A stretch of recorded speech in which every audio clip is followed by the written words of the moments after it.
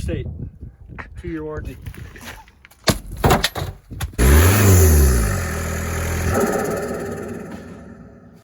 Hello everybody, welcome back. Today we're going to go over how to install new front CV axles in a Mark IV Jetta. Same for Passat and anything else in the in that family.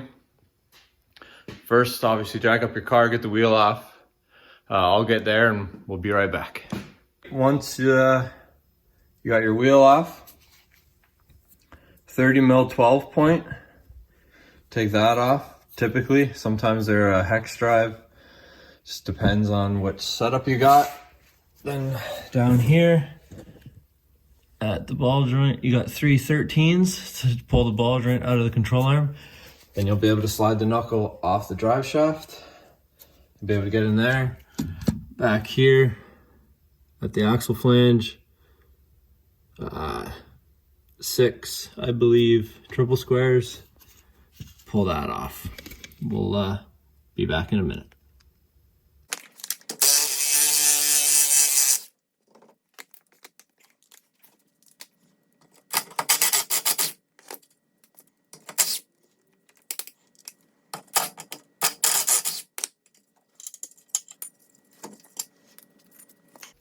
Now that you got these 3 bolts out and your axle nut off, you can swing this forward out of the way.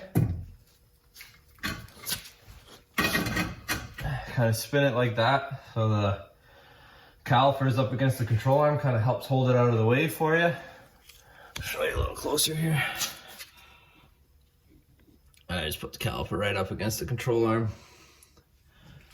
Now, should be able to get in there to get at those. We'll do that and continue on here.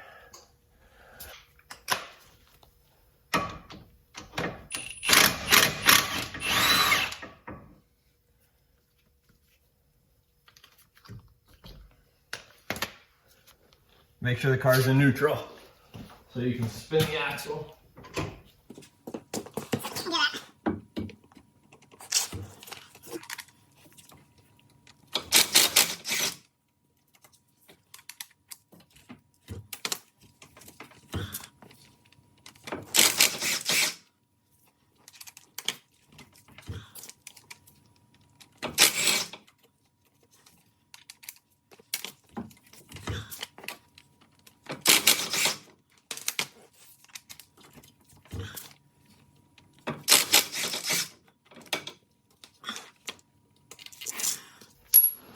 After that, pull the axle out. There you have her.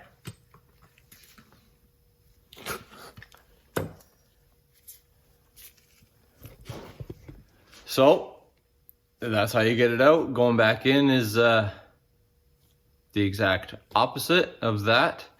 If you're like me and a bolt breaks off in your ball joint holder here, and you got to deal with that, just get a new bolt or 3 new bolts, nuts and washers, jam her back together. No need to get fancy with it. If you have those laying around from whatever, go for that. And yeah, it's pretty straightforward. We'll get her back together and we'll be back in a few minutes. Actually, one thing I almost forgot to note, I believe all the 5-speed Mark IV axles are the same, other than VR6, they're a larger axle flange. In my case, I got an axle out of a 1.8T, and just the flange setup is a little different. This is the flange out of the tranny, but the axle I got uses bigger bolts than those. Beefier bolts than the TDI one that's in the car, and they're shorter because of the different setup, so I got the flange too. So to change the flange, let's see if I can find a good angle here for you guys.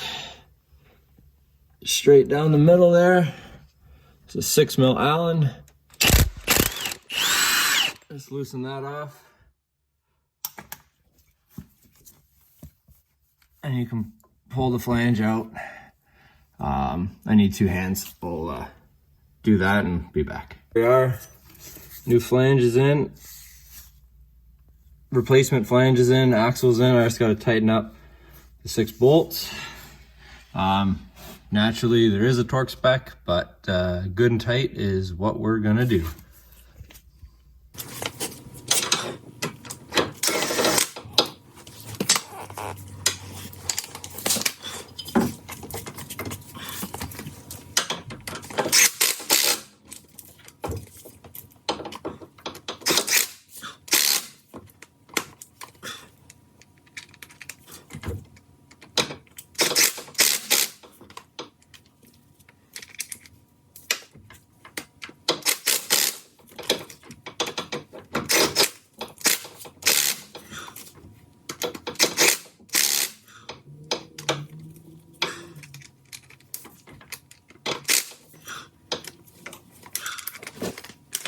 All right, now that that's done, you can swing your spindle and all that back out front here. Back on where she goes.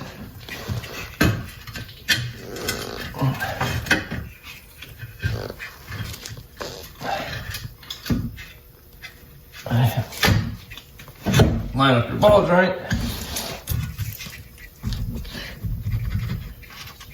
Wiggle your axle in. Axle nut. And then after that, obviously, tighten everything down. You can look up the torque specs if you want to know torque specs. Stuff like this, ball joint bolts, just make sure they're tight. Axle nut, I do recommend tightening it to spec just so you have the appropriate clamping force and all that, load, preload, whatever, on the bearing so that it doesn't wear out prematurely. This is Mark IV. They like to do that. So yeah, that's that. I'll finish putting this back together and we'll catch you on the next one. Thanks for watching. Catch you later. Okay, here we are. Both axles changed out, and we'll give you a little, just show you the reason why I was changing them.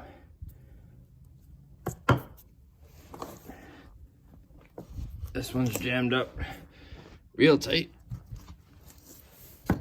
So obviously that guy was clicking. And this one,